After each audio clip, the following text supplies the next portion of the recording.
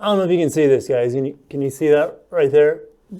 Yeah, I busted my eye yesterday thinking I found a really good hiding spot playing hide and go seek with my daughters. Speaking of hiding, Acura's Type S, gosh, it's been missing for like over a decade now. And with the recent announcement of the brand new TLX and the Type S version, it's time for Acura to come out of hiding and now be the seeker in the luxury performance market. Welcome back to the channel, Luxurious Fleet. If you're new here, my name's Kirk, and today's video is all about bringing you the highlights from the TLX unveil. And if you want to see more coverage on Acura and other Japanese automakers in the future, just subscribe and get it over with. Hit the bell icon while you're at it. All right, let's get right into the design of this new TLX. The car looks awesome, and I'm not even talking about the Type S. And while the TLX doesn't look quite as good as a stunning concept we got about a year ago, I can't complain about this production version and how it looks. I mean, the grille looks perfect with the updated diamond pentagon styling, or the Superman, or I like the shooting star the best. The squished sharp headlights look stunning with very striking daytime running lights. And of course, modern Acura dual headlights. I love that you can see the intercooler at the bottom through like the small portion of the grille down there. And wheel choices are pretty attractive overall. A side profile to me looks a lot like an Audi, and that is a really good thing. And the Type S quad tip exhaust is exactly what this car needs, and it just looks so good. There are going to be 5 premium paint colors. You have the Phantom Violet Pearl, you have the Tiger Eye Pearl, Apex Blue Pearl, and I guess there might be a couple, well, that's 3, right? So 2 more are unannounced. If you guys know what those are, definitely put them in the comments. Moving to the interior. It's an Acura. They have okay interiors. They're not my favorite, but they work. But this interior does have a lot of resemblances with the outgoing interior. But it definitely, of course, it's gonna be more modern. It has sharper lines, better materials. They call it a dual personal cockpit. And I'm not a big fan of the drive-by button that Hondas and Acuras use now. But it's, better than Mercedes and the BMW shifter thing, in my opinion. 7 options for interior color. You have ebony, you have espresso, which I think is a dark brown. You have graystone, gray, parchment, which is going to be your tan color. And the Type S and A-Spec will have ultra suede and black red. And there's also new light orchid leather only coming in the Type S. There are also 24 ambient light settings named from race circuits around the world, like Suzuka is one of them. For the infotainment, the true touchpad interface carries over from the new RDX. It's a lot like the Lexus remote touch interface. For some reason, the Acura's is a lot better received, but in my experience, they work very similarly. I would say the RDX does have a little bit better software though. There's a 10.2-inch display. I think that's your only screen option in this new TLX. It can probably be had with or without navigation. There's a 7-inch color MID in the center gauge cluster, and there's also an optional 10.5 full color heads-up display. Of course, you're gonna have the available ELS Studio Audio 3D featuring what I thought was pretty cool. They have 4 speakers that mount into the ceiling and a cool new subwoofer design. Powerplants, this is what a lot of you are here for. The naturally aspirated, the Natty Asp V6 is gone. Sadly, I know a lot of you guys would still like to have that over this 2-liter turbo that we see in the RDX. Power numbers on that 2-liter 4-cylinder turbo are 272 horsepower and 280 foot-pounds of torque. Now, of course, you can have a V6, but it's not naturally aspirated. You get a turbo version in the Type S, and we don't have power numbers, but there's a 3-liter turbo in the Supra, and that now has 382 horsepower, so I'm thinking close to 400 horsepower for this engine. And I have heard as high as 450 horsepower, but I don't think we'll see that. Not in this first rendition anyways. What we do know is that this turbo V6 is going to be direct injected, and it's using a single turbo, using a dual scroll turbo with an electronic wastegate. And they claim that the torque is up 50% over the previous V6, which had 267 foot-pounds of torque. You add 50% on top of that, it's going to get you right around 400 foot-pounds of torque. So pretty impressive. Transmission, gone are the 8 and the 9 speeds, no dual clutch. You only get a 10-speed auto, which is a carryover from the RDX. So Not extremely exciting, but if they tune it right, it could be pretty good. No 6-speed manual. I know that's a shot to the heart for any enthusiast of picking your own gears, which, that's me, that's this guy. The wheelbase has grown to 113 inches, which is 3 inches longer, well, over 3 inches, 3.7 technically, more than the previous TLX. The car is almost 3 inches longer and over 2 inches wider than the previous one. It's the most rigid Acura outside of the NSX, with 50% increased global torsional stiffness and 100% improvement in rigidity where the suspension is mounted to the body.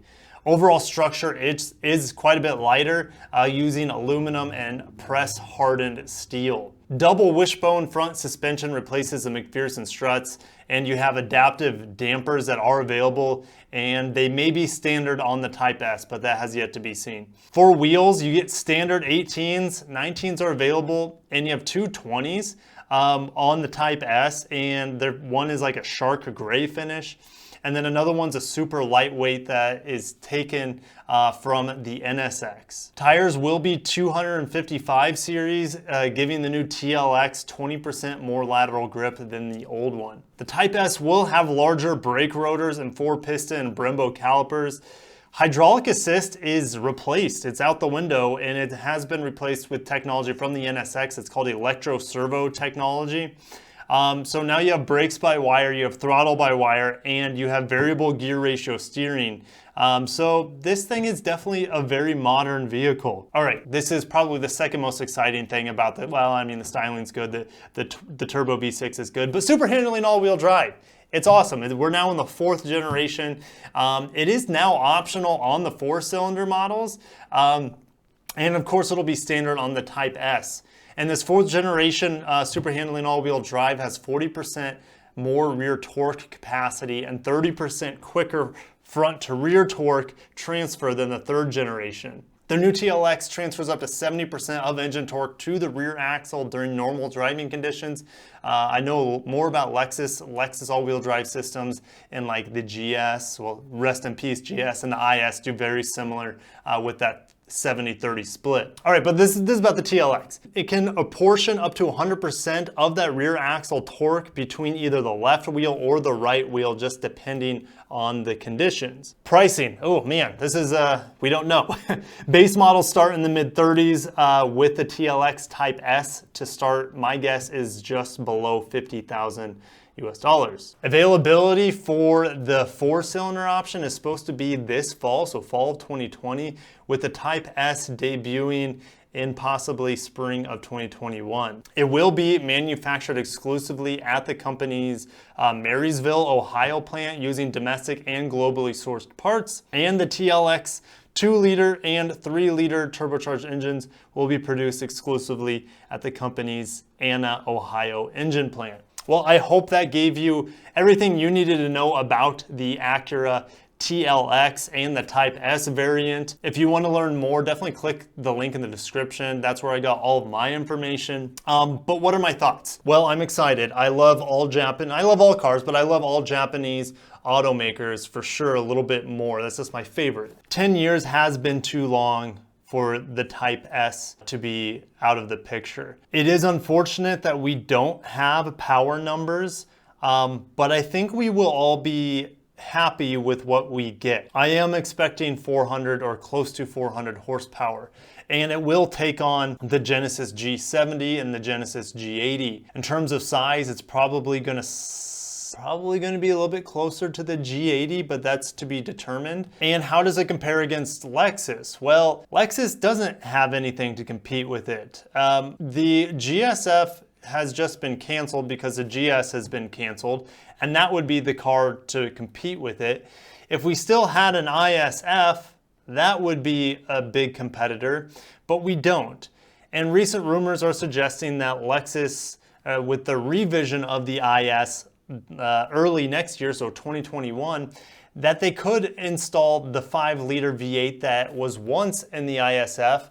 Now, gosh, 10 years later, what feels, well, gosh, is it longer? 10 years? 13 years later? Has it been that long? 13 years later since the original ISF? Goodness gracious, too long. But it'll have closer to 470 horsepower like we see with the LC500 or the GSF or the RCF. And that would be called the IS500. There's also another rumor, which both could be completely false, which I hope both are completely true, is that the ISF does return.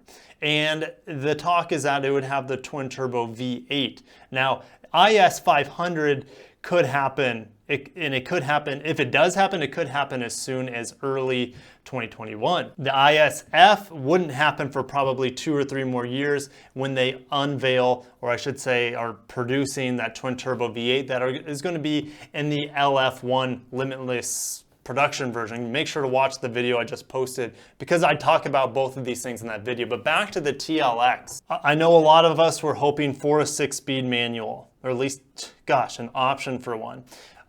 Hoping maybe for rear-wheel drive, maybe for Acura, since they are identifying themselves as a performance brand, to maybe have a rear-wheel drive option. You know, the super handling all-wheel drive is absolutely phenomenal, but no rear-wheel drive base model and only a front-wheel drive on the 2-liter turbo is, yeah, I mean, it's not ideal, but it'll work. And to not know power or pricing at this point, I mean, I think I'm pretty close, around 50K and around 400 horsepower.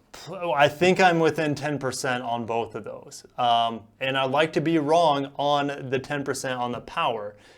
Could we see more? Yes. I sure hope we don't see a whole lot less than 400 horsepower.